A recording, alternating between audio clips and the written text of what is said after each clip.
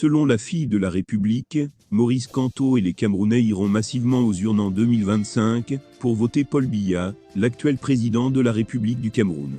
Kamto a réussi l'exploit de renouveler la confiance des Camerounais derrière le président Paul Biya.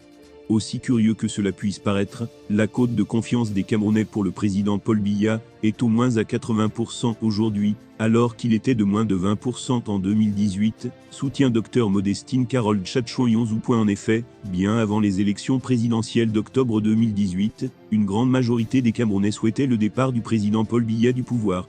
Kamto était donc perçu comme l'homme de la situation, et a reçu de nombreux soutiens du nord au sud, et de l'est à l'ouest.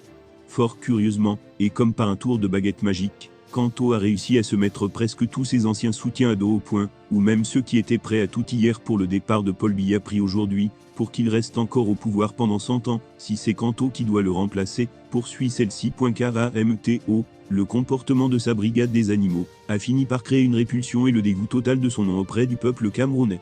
Jamais dans l'histoire politique de ce monde, on n'avait vu un opposant réussir l'exploit d'amener tout un peuple à s'attacher plutôt au président au pouvoir, qu'il dit pourtant combattre.